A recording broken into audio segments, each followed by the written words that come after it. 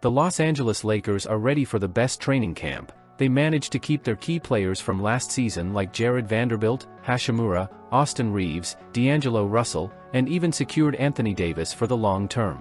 This is fantastic because it means they are in the core group that brought them so much success last season. Now, they have also added about 5 or 6 new players, each with their own unique strengths and can play multiple roles. This team is incredibly strong, deep and talented. It is also very versatile and can adapt to different situations. In short, it has everything you want in a championship-level team.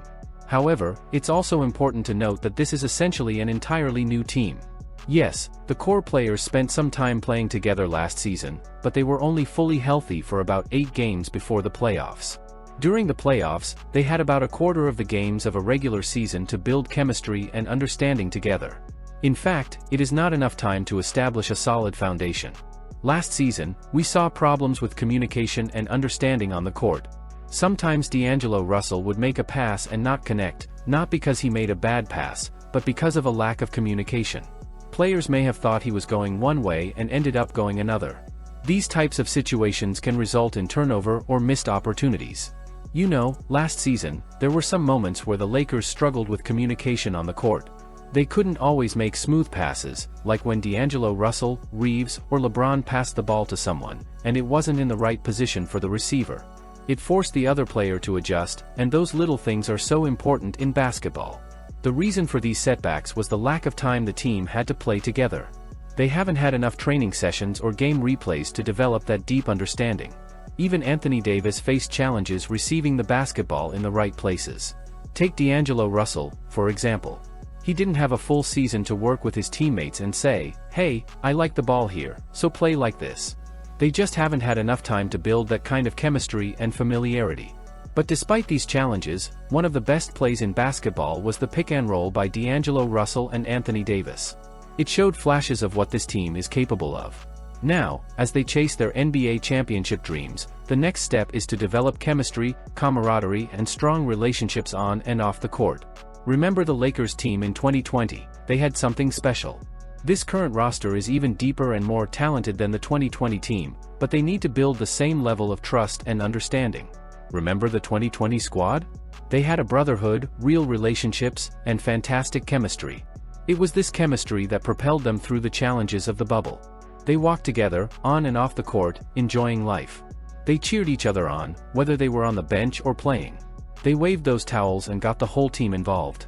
Each player had a role and they understood that. They sacrificed themselves for the greater goal, which was to win an NBA championship. They were ready to do whatever it took, whether that meant playing or supporting from the sidelines. That's the kind of spirit and unity this current Lakers team needs to foster to reach the pinnacle of the NBA once again. You know, for this Lakers team to succeed, every player has to be on the same page. They need to check their egos at the door and be willing to embrace whatever role the team asks of them.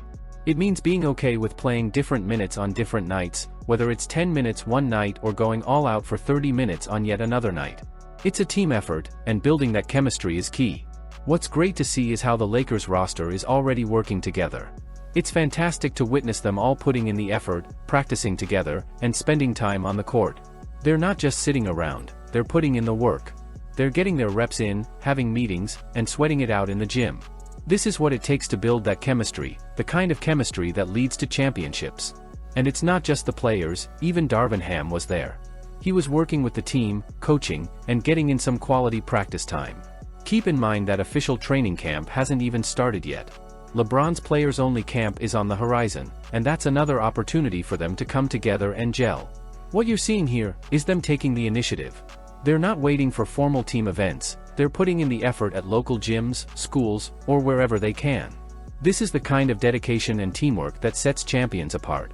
So, when we talk about the Lakers this season, it's not just about the individual talents on the roster, it's about how they come together, practice together, and work toward a common goal. That's the spirit that Lakers fans can get excited about because it's these efforts that can lead to great success on the court. You know, it's exciting to see how players like Rui and Vondo are building relationships off the court. They hang out together, whether it's going to Japan or just working out together. It's not just about basketball, it's about forming bonds, and that's fantastic. But when we talk about the team, it's even more exciting. Seeing the whole team together, especially so early, is a great sign.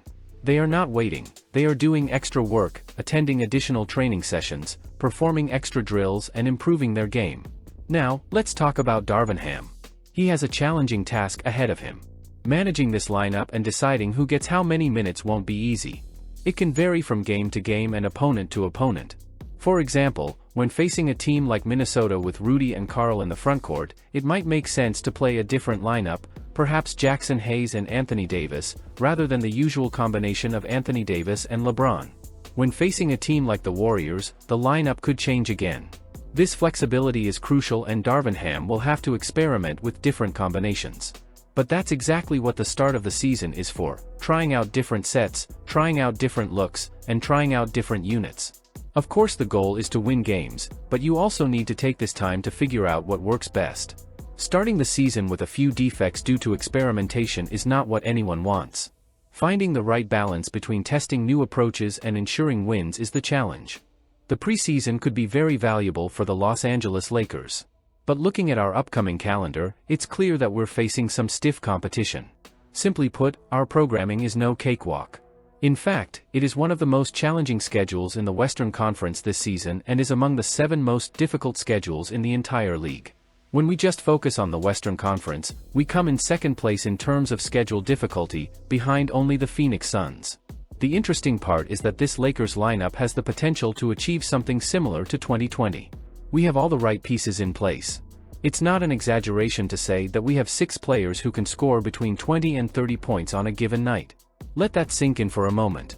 Players like Austin Reeves, D'Angelo Russell, Anthony Davis, LeBron James, Rui Hachimura and Christian Wood, they are all capable of explosive scoring nights.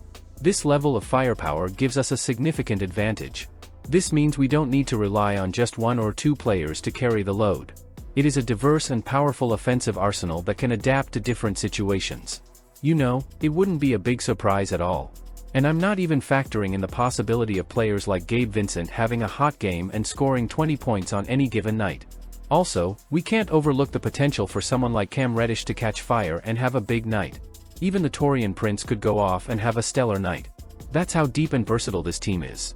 When we look at their performance, it's highly probable that this team will be the best defensively and among the top 5 in offense in the league. In fact, I wouldn't be shocked if they end up as the #1 offensive team.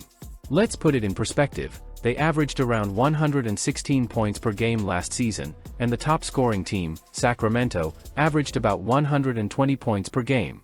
So, do you think this team can't improve by 4 points per game compared to last year? I believe they can. But, of course, we need to consider that there will be ups and downs. Some nights will be great, and others might not go as smoothly. That's just the nature of the game. However, in my opinion, this team is poised to secure a top 2 or top 3 seed in the competitive Western Conference. They could easily be one of the top 5 teams in the entire NBA.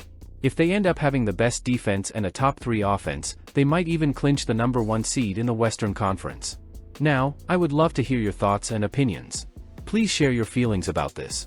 Are you also excited about what this team is doing? Do you think this is a positive sign?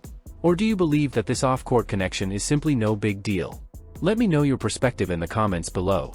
Don't forget to like this video and subscribe to the channel so you don't miss any update. Thanks for watching and see you soon.